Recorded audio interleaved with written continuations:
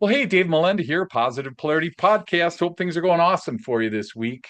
We have such a powerful topic. We had to bring two people in, which has not happened very often before. So I'm excited to unpack this topic. It's near and dear to my heart. And I found two experts that are going to help us with this today.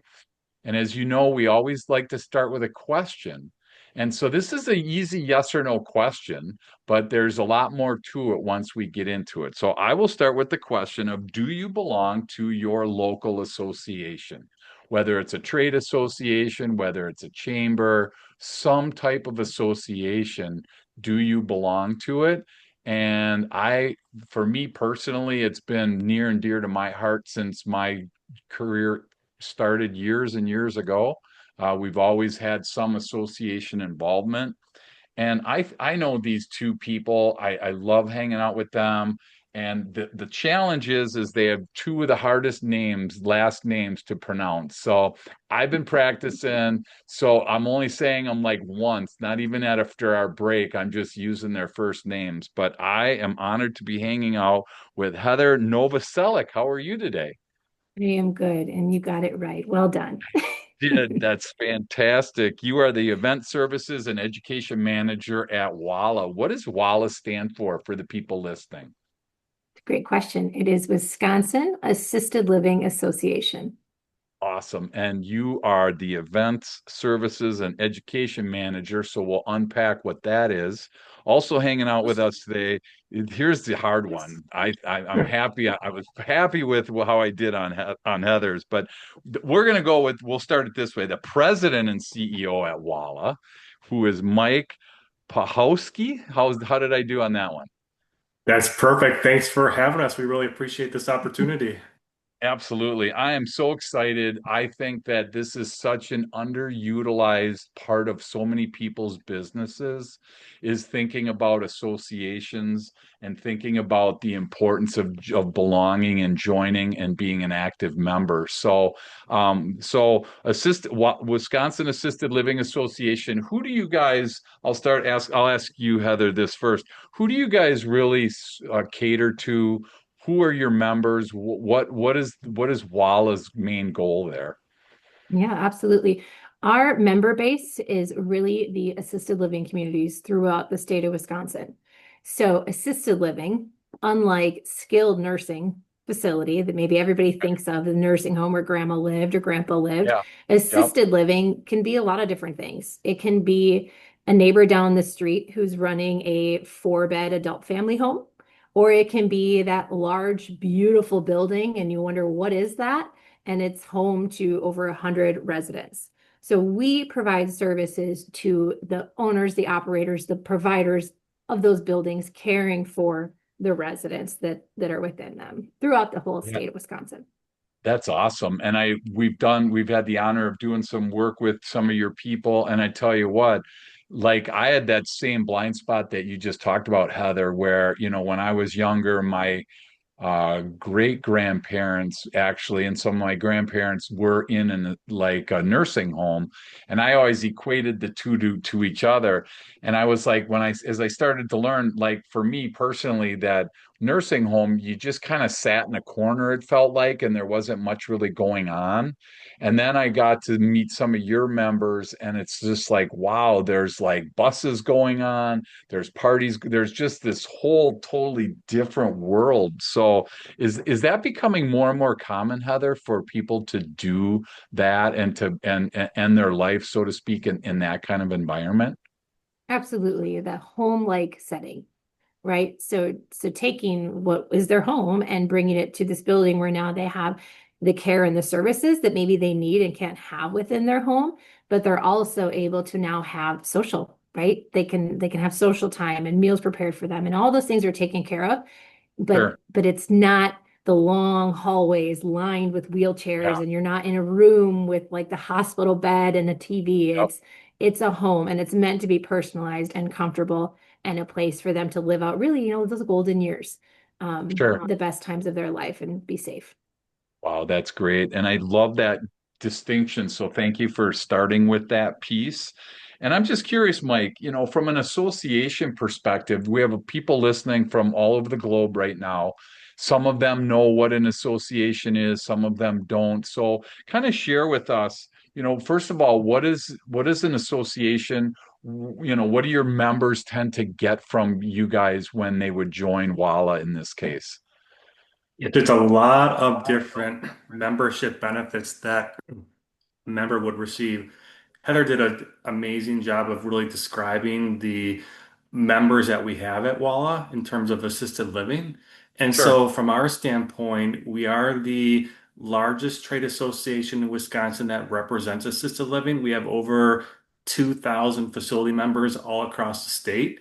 So, we're able then to kind of collectively ensure that we're able to really represent them fully. And so you're right. Like, what does that mean? And so there's a lot done in terms of, just to start off with, advocacy. We want to make sure that we are focused solely, or not, we're focused heavily on really advocating for our members, both at the Capitol, state Sure. Capitol, the state legislature, and also just through, like, for example, with the Department of Health Services, the Bureau of Assisted Living, but also just making sure that we're fully representing them amongst other like trade associations such as the Alzheimer's Association and groups such as that. Just again, making sure that our members' voices are actively heard in terms of the issues that they're facing, what their struggles are, and everything they just do on a daily basis to provide the best quality care and services to their residents. We also offer a lot of membership benefits, and Heather can really talk about all the great stuff that she does in terms of Sure. education and training. So we've got the annual conference every year. We've got what's called our Management Essentials courses, which is courses that are really geared towards individuals that want to try and take that next step in their career and become a supervisor or a manager, whatever it might be, to kind of give them those skills to be able to make that jump ahead. We've Yeah. also recently hired someone to focus solely on workforce development. And so, really trying to offer ways to recruit and retain workers in our industry. I think every industry is facing such a crisis in terms of workforce. How do we recruit and retain? We're really Sure. focused on trying to find ways to effectively do that for our members. We've also got great quality assurance tools for our members that if they need that kind of systems or processes in place to really develop a quality assurance program, we have tools for that. So just a lot of great membership benefits for all of our members all across the state. Wow, that's great. And I think that, I mean, whether you're talking about workforce development or advocacy, some of the research that I did was looking at what like the statistics are.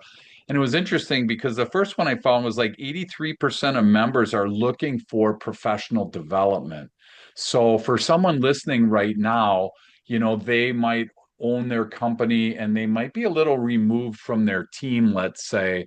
Well, the reality is a lot of your team right now, as we're, talking, a lot of your team are looking for professional development. And I think it's hard for the average entrepreneur. Where do I send them? Where can I get this that it's, reasonably priced? Where can I get it where it doesn't take a ton of work time away from my team? These are things that I think a lot of times business owners decide against work, against the professional development. So, Heather, in this professional development world, you have people that are like, hey, I want to get better. You guys seem to really help that. I mean, you're taking it farther than a lot of people, like your Management Essentials is a prime example. You have these classes, some are remote, some are in person. They're all over the state of Wisconsin. But are you hearing your members asking for professional development like that research shows? Absolutely. And the management essentials courses specifically, we just started those in 2024. And that whole idea was, okay, how can we help, right? How can we provide some more tools and resources relatively quick and expensive? It's hard. It's hard for people in Yeah. the industry to leave their communities or get away for days or, extended periods of time. Right. So when implementing these management essential classes, it kind of started really with that leadership lens, and it's in 2 years alone, it's expanded and dissolved into a lot of different entities where we can take some really like specific content, whether it is transitioning from employee to manager to leader, or it's, how does culture affect your team, or how does creativity, touch to your residents, and different lenses, survey preparedness, and giving it to them in that really quick time span, 2 or 3 hours. Sure. Wall of members, it's very inexpensive for them to do this. They get to check that CEU box, right? That continuing education box. But then Yep. they also get some great information. And for those classes that we host in person, we make sure we include that lunch. And so there's that layer of networking and team building. Sure. And, in the 2 years we've done it, it's amazing. On my end, I see it. You can tell that companies are out there and they're looking at the website and they're signing their team up like, okay, what's on the calendar? And you see them kind of going through that list and enrolling in these classes and utilizing Sure. utilizing that tool, part of their Yeah. part of their day to day. That's awesome. And I remember I was honored to be able to do one in person. I think it was last year, or it was this year. It was this year. And we did talk about jumping outside your comfort zone Yeah. was one of the topics. And we actually had somebody in our group that like started to cry because she Yes. had so longed to finish her nursing degree and didn't do it. And she's like, this was exactly what I needed to be able to do that. So I love number one, when people want to continue and move on in their education. But the personal development and professional development is just number one, it's hard to find like industry backed things, right? You can go online, you can find somebody from, somewhere you never heard of, hoping that that's accurate. You guys do a great job of assembling groups and people. And you talked about one thing which I want to make sure we talked about, Heather, was the community piece. People are sitting in a room together and there's this sense of community, and they're all kind of, you would think on the surface, they're all competitors and they don't want to talk to each other. But in reality, they're all kind of in this together. And there was just such a sense of community. And I'm curious, why do you think that is? Are they missing that need to communicate and connect it, or what? Help us understand why community is so important in an association. Definitely. Just like any other industry, I think assisted living, I mean, it's a small world, right? It's a small world. You hear that saying, but it's a very real reality. You get to know people that are in the industry, and we've heard people joke about it, but it's also a real fact. It's like you get into it, kind of stumble into it, and then you're pulled in and you're there till you become a resident. Like it just Right. it kind of becomes who we are. And Sure. it's a very passionate, evolving industry. And so it's Yeah. a small world. And so that community piece is really important. And I love that you touched on the competition element of it, because we see it all the time, and we've talked about it even with like some of our vendors at our conferences. You might be in a room of your direct competitors, but Yeah. everybody in this industry has the same goal in mind, and that is to care for the residents who need it the most. And how can we be the best provider and caretaker and advocate and all of those things for the residents? And realizing that, okay, so you do the same thing I do, and I want your business, but at the end of the day, if we're providing this service to the residents, then they're getting what they need. So Yeah. recognizing that and utilizing one another and just being able to support each other is rewarding, because it's another thing too that you need a passion for it. And so if you're maybe the black sheep in the family, and that caregiver, one who's passionate and has a person-centered approach in life, and everyone else is give me a spreadsheet, Yeah. having people in the room with you that can relate to that and also care about the person, it's encouraging and it's rewarding. Yeah. Well, you hit it on the head. This does take, especially in your industry, this takes a certain kind of person, because I look at that and I'm going, there's no way in the world I could do what you guys do. I try to tell them that like right up front. I'm like, I'm so like enamored by what you do. I don't know how you guys do this. I do some one-on-one training with some of these people, and I'm like, how do you do this? Because like I'm not built that way. I could hang out with you guys for a little while, but then I'd be like, I gotta go. And I'm like, and then she's like, you can't leave. You're in charge here or whatever, So I'm just curious, in the community side, it's got to be, I mean, this has got to be really important. There's a certain type of person that is really drawn towards this. And do people like, is this like a stepping stone, or do people like end up staying in your assisted living industry, do you feel? Where do you kind of see more people ending up there? It's kind of both. We see a Okay. lot of people actually come from the nursing home settings or even the hospital settings and being like, because those settings are so highly regulated from both a federal and a state standpoint, there's just a lot that goes into it. And you don't really have as much time as you would like to really care for people one-on-one. Whereas when you come to assisted living, you do have more of that flexibility, or at least that more of a time to really kind of spend caring Yeah. for people on a daily basis versus having to do paperwork constantly or whatever it is. We're also doing, I think, a really good job of getting into now even high schools and colleges and talking with students and telling them, hey, this is a viable career. You probably already heard of nursing homes and hospitals and everywhere else, but assisted living, well, we've been around probably since the 1980s and 1990s, which you would think would be a long time. It's actually not very much of a long time, and there's still a lot Sure. of unknowns about our industry from a whole. So if we can actually, talk to these students, explain to them what this is, and just all the different types of career paths that they would have going into assisted living, we're hoping to see people, students, come right out of high school, come right out of college, work in assisted living, see how great it is, and Yeah. stay there for long periods of times versus going elsewhere, getting burnt out, and then coming to us, which is great, but let's try and get them younger and kind of showcase all the great stuff that we're doing right now. Yeah, that's awesome. And I think we're going to take a break here in a second, but I want to make sure and get this out because this is one of the situations where like this pretty much hits every family. I'm assuming that at some point in time, your parents, your grandparents, somebody in your world is getting old and either can't take care of themselves fully anymore.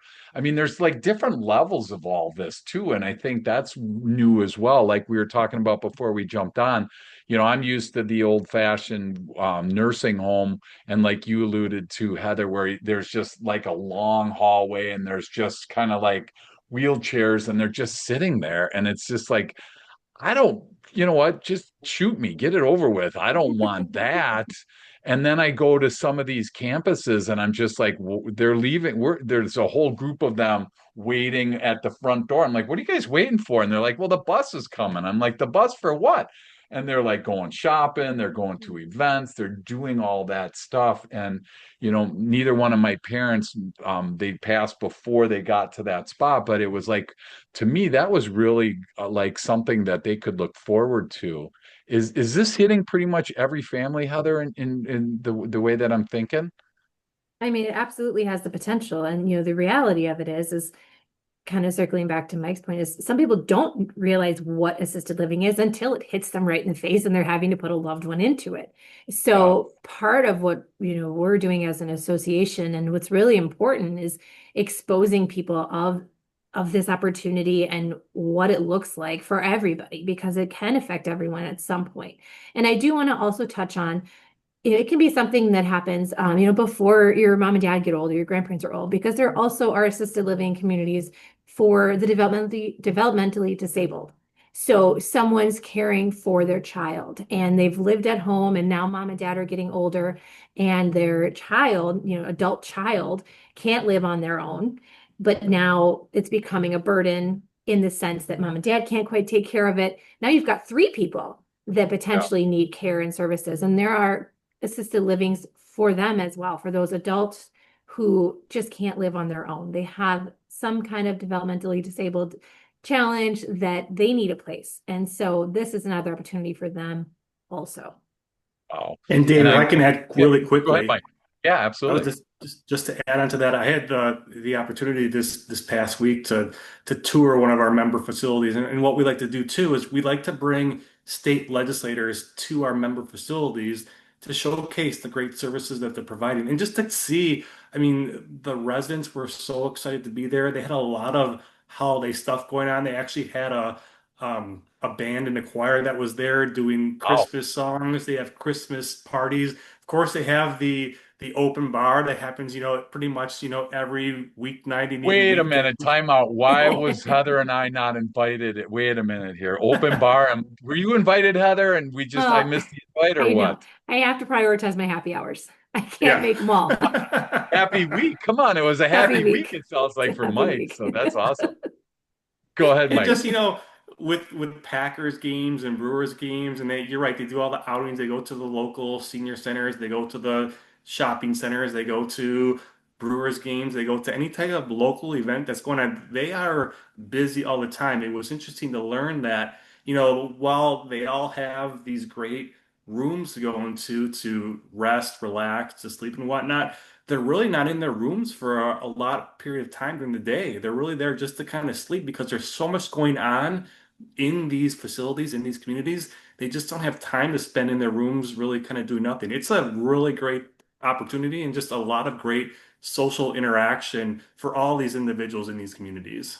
Wow, that's fantastic.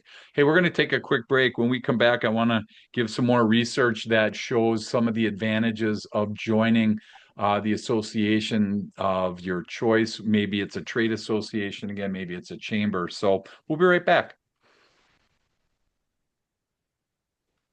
Welcome back. Honored to be hanging out with Heather and Mike. That's as much as you're getting out of me. I got their names right the first time, so we're not doing that again. But Mike's president and CEO at the Wisconsin Assisted Living Association. Heather's the event services and education manager at the Wisconsin Assisted Living Association. I found another thought that I wanted you guys to help me with. Two-thirds of people join an association for networking, for networking. And I'm just curious, Mike, do you see that? Because I'm seeing networking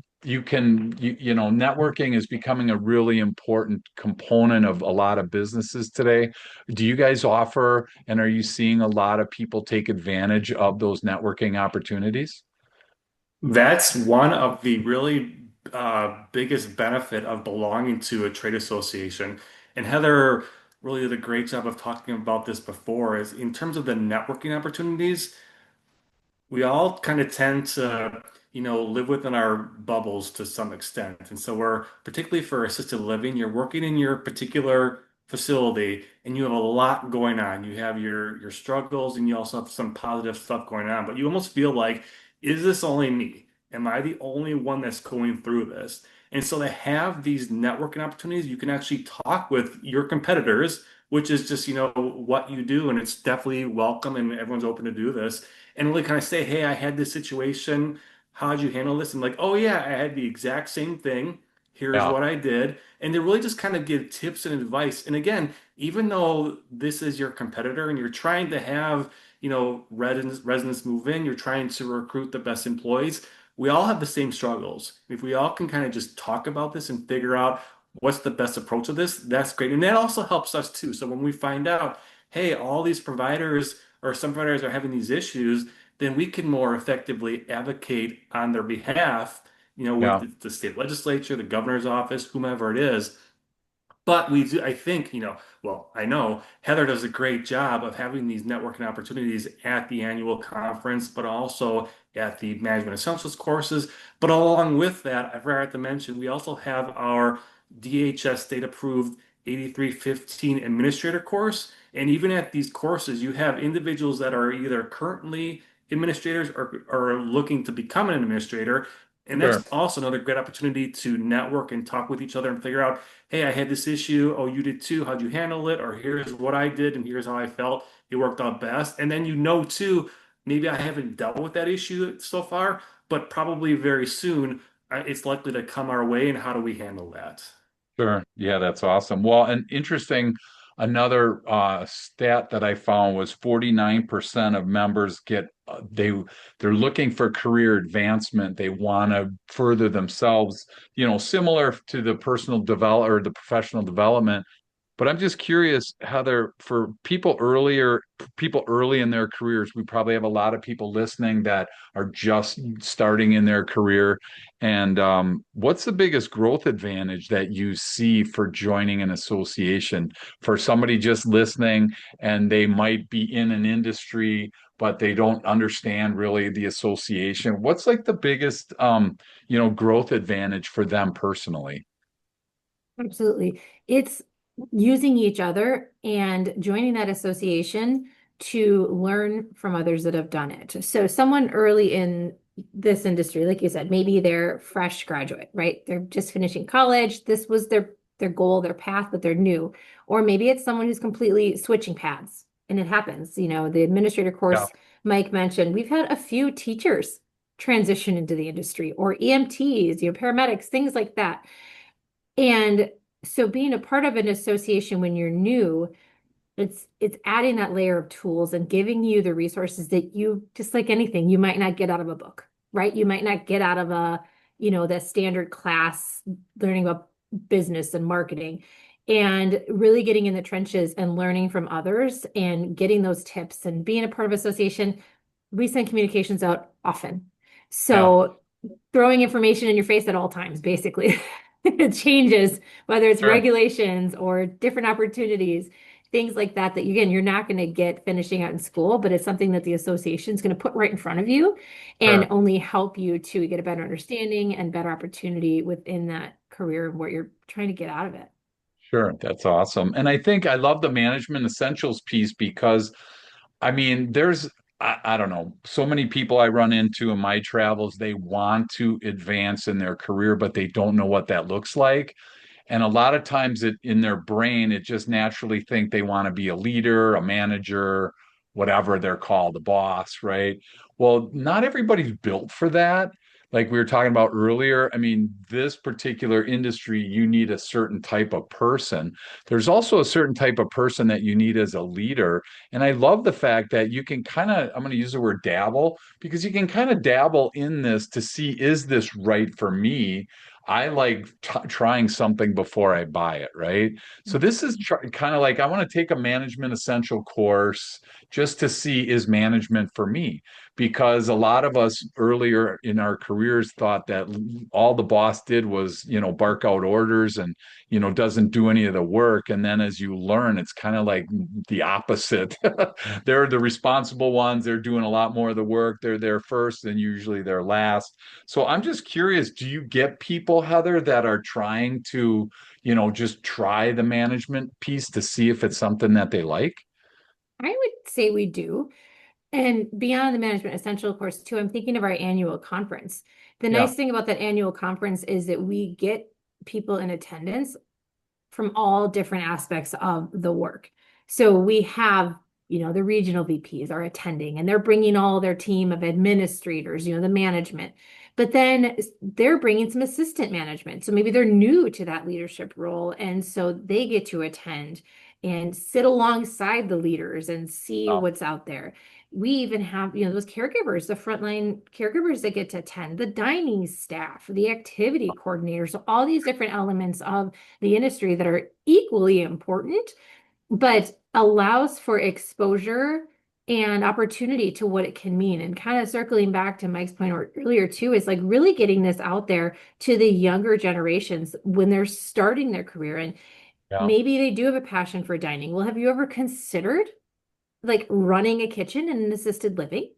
Because there's an yeah, opportunity for that. You get to run sure. it, and also then now you're becoming kind of a leader because as you start as the, what is it, the sous chef, the lines, I don't know the terminology. I'm not a Yeah. cook. And now all of a sudden you're leading, you're creating the menus, you're planning and you're executing, and that you might not even have realized was an opportunity. So that was a long-winded answer to your question, but I think I touched on No, I it. love that. And I think what's really like, again, for people that really don't understand what an association is, it's just in how many members does Walla have, by the way, We Heather? we have over 2,000 facility members in Wisconsin. Wow. Yep.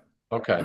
So you're looking, so if you're on the outside looking in a, in this case, in the assisted living world, there's 2,000 other companies, people, that are around the state, and you're also part of a larger national organization then as well. So if I part of WALA, am I also part of that larger national association as well, Mike?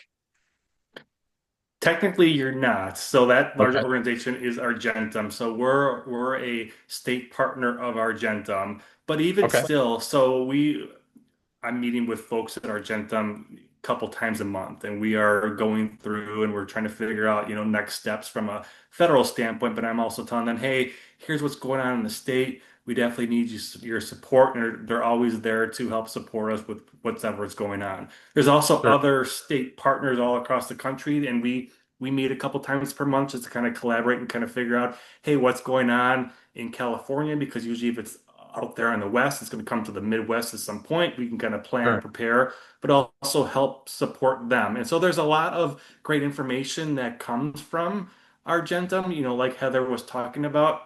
We send out a lot of membership communications just to ensure our members are fully aware of all the latest and greatest that's going on. That's part of Sure. it. Argentum sends us great information of what they're seeing from a federal standpoint that we can always share with our members as it comes out. That's awesome. And I think that advocacy thing is probably overlooked a lot in associations.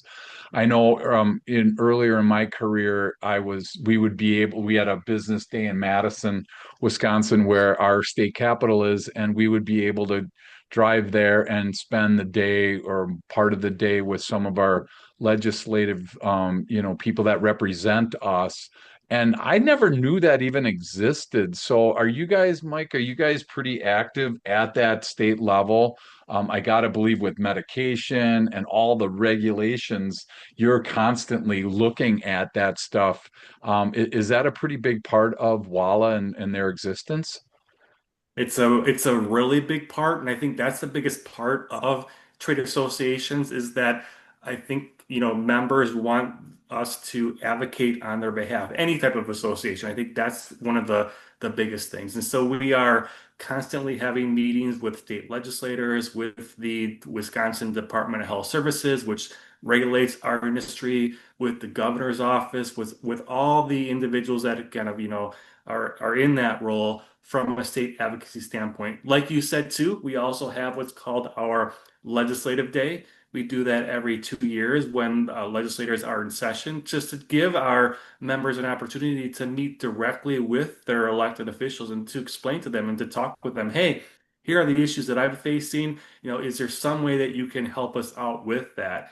We also Yeah, have opportunities where we have state legislators, kind of talking about this, state legislators come and visit the facilities that are in their district, and they can actually yeah, then talk with the residents and talk with the staff. And that gives them an opportunity. That's their voter base. And so for them to actually talk directly with residents and employees, that's huge. But yeah, that's our big thing. I'm a lobbyist. We also have a contract lobbyist that works with us to just ensure that whatever we're trying to do, if it's we're trying to be proactive on legislation that we would like to put in place to help our members, or sometimes, there are times when there's legislation that's out there that's, might be not as good for our members. And so we want to make sure, sure that we actively oppose legislation such as that, just to educate people and let them know, hey, here's why this legislation would not work for our members. So you're sure. right. To answer your question, it's a big piece of what we do, and we're out there day to day trying to advocate for our members. Yeah, and I think that's again probably one of the biggest blind spots that I had was that advocacy involvement. And when you're sitting in front of a senator, whatever, whoever you get a chance, a representative, it's funny how little they actually know about what's really going on in your industry. No discredit to them. It's because they have hundreds of people that they have to absorb this information. So if you're able to get 5 minutes with your congressperson, you have to, I mean, that's like a really, that's a big treat to be able to do that and to help them understand, hey, do you know that this is going on in our industry? Because again, let's face it, they don't know everything. There's no way that they can, and they really rely on a lot of associations to do that. So I love that piece of that. So as we land the plane, I got a couple more questions. Mike, let's talk to the guy or girl listening right now that's like, they didn't realize that the association was that important. They're kind of on the fence. What do you normally tell people as like try it, what's like the advice that you would give if they're not really sure about joining their local trade association? It's really going through all of the benefits that we provide or that the trade association would provide to that individual and just kind of outlining, here is really the benefit from joining this. It's really, having access to other like-minded individuals or other individuals that are also doing the same thing that you're doing, but just to have this group that represents you day in and day out, that's huge. There is no way that you would be able to do this on your own. It's just not feasibly possible. And so we want to do that for you. We want to represent you. There's sometimes too, we might have a member come to us and just say, "Hey, I'm having this issue. Is there any way you could talk with the Department of Health Services and ask them this question? But please don't mention my name with that because I'm Yeah, not sure how this could play out." And sure, we're happy to do that. We're happy to ask these questions. And actually, when we speak with the department about that, they're very grateful to hear that there's these questions that are out there. So we're able to really act on behalf of our membership, get them answers to questions that they might not feel comfortable asking for whatever sure. reason. Yep. So just having that access is great, but I mean, there's so many benefits that go along with that. Just for us, it's all the education, it's the training, it's the workforce development, it's the advocacy, it's the quality assurance. It's so many benefits that go along it. It's just well worth it just to spend those additional dollars to belong to a trade association. Yeah, absolutely. And I think that I've noticed in my career that if I join an association and I don't get active in it, it's generally not nearly as effective as me getting active, being intentional, or sending someone from my team. So I always want to advocate for be an active member. If you're going to join an association, it's sad. I'm incoming president of our local chamber of commerce, and when we see somebody sign up and then they don't sign up the next year, the question is always, why are you not signing up? And the answer is always, I didn't get anything out of it.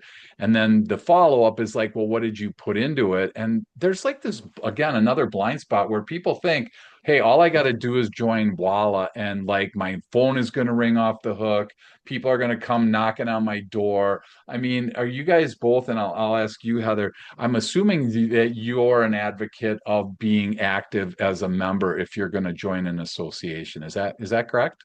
Absolutely. And the other thing I would add to, being a member of an association is again, that association that you're likely looking to join is an association that's directly impacted to what you do day to day. And your joining is really investing back into your purpose, right? Yep. You joining an association is you contributing some funds to the greater picture of what we do. And it's all going right back to you. So reiterating that, we're not taking association, cash flow here just to keep on keeping on. All of those member dues are going right back to the membership. So giving yourself the opportunity to want to join, to be active, yes, because then when you're active, you're going to see how it comes right back to you and what benefits you're getting that maybe outweigh and have a higher value than what you even put into it in the first place. Yeah, absolutely. If you can justify the cost, you're probably not understanding the value that each one Mhm. of those pieces are. I mean, Mike talked about open bar, so I'm like, man, that's awesome. Hopefully, Walla's not paying for that because I know at your events, it's like you're not pay you get two drink tickets, and you guys are like hawks on that thing. So that's fantastic. One last question, I'm gonna let you go, Mike. Tip of the day for somebody listening when it comes to associations. Maybe it's something we talked about. Maybe it's something that we haven't yet, but what would your tip of the day be for anyone listening if they are considering doing something for joining an association. Yeah, you already alluded to it, and Heather and I were talking about this. I drive past this company every day if I'm just, out and about, and they always have different quotes on this sign, and they always do a great job with these quotes. And I wish I would have taken a picture or written it down, but I don't remember exactly what the quote was. But it was essentially, you know, do stuff outside of your comfort zone because then when you do that, that's when great things happen. And I Sure. always think about that too, that we all have that, we're in our comfort zone. We do stuff that we're okay. I do this X, Y, Z. I keep doing this. I keep doing this. I keep doing this. But then you almost kind of get stagnant. And so when Right. you go outside that comfort zone, and there's always times too where I'm just like, oh, maybe I'm nervous about something or whatnot. And then I always think back to this quote. I'm just like, okay, so this is outside my comfort zone. And now afterwards, you're like, wow, I'm so glad that I did that. And this is the reason that I was able to, learn from this and everything else. So I think Sure. people should focus on that in terms of do the best that you can to kind of go outside your comfort zone, whatever it is. Maybe, like Heather was talking about, if you're looking to join a trade association, but maybe you've never done that before, you have no idea what they do, how can you be more active with it? Well, just reach out and ask them. For us as well, we have lots of different committees that our members can join, and that helps us a ton because then we can figure out directly from our members what are Sure. the issues that you're facing? And can you help us to structure what we do from a membership benefit standpoint by telling us what to do? Now, Yeah. maybe not everyone's comfortable doing that, but like we just were talking about, get outside that comfort zone, try and be active with a trade association, and you will find great things from doing that to really kind of help shape your voice, but also shape the organization as a whole. Sure, that's great advice. And when we talk about comfort zone, when we teach about it, we talk about, rather than thinking that you're going to have to do these massive course corrections, just like the first thing for anyone listening that is interested, just Google what associations or use ChatGPT, whatever, but just find out what associations are in my industry. And it's so amazing. There's an association just for associations, so there's an association for everything. And so regardless of what industry you're in, I would go out on a limb and say there is an association for that. And I think that it is fantastic to expand your comfort zone. And again, it's free to look. Just Google what are the ones in my industry and see. Then go, if you really want to do a deeper dive, go in. Generally, people have their membership roster there. Look at some of the companies that are there and see, do I want to partner with these people? Do I envision having a conversation with these people? And that's what I think is so powerful, because now you do join that community, and you are able to jump out of your comfort zone. And if you do it right, your association dues should pay for themselves so many times over, that that's one thing that it was never even a question for us, was are we going to join, are we going to rejoin when those membership dues come? It's like, you know what, we're doing this automatically because there's so much value in that. So any tip that you want to add today, Heather, before we land the plane? No, I will just carry that tip along and say that it was your class as well, the same class that you mentioned earlier about pushing yourself outside that comfort zone. I'm pretty sure that's when you asked me to be on your podcast. And I said, I don't know about that, Dave. So Well, I that brought was my friend Mike fantastic. along. Yes. You were like, absolutely not. There's no way in a million years I'm doing that. And now we got you. So Mike and I had to tell you this was an open bar, just a fun talk. You didn't realize it was going to be a taped Yes. event. So tip of the day, just be on Dave's podcast. There you go. Yes. No, we're always loving people that want to do that. But again, for people listening, we say this every week, rather than jump into your next podcast or your next event or whatever you're doing, just think about this.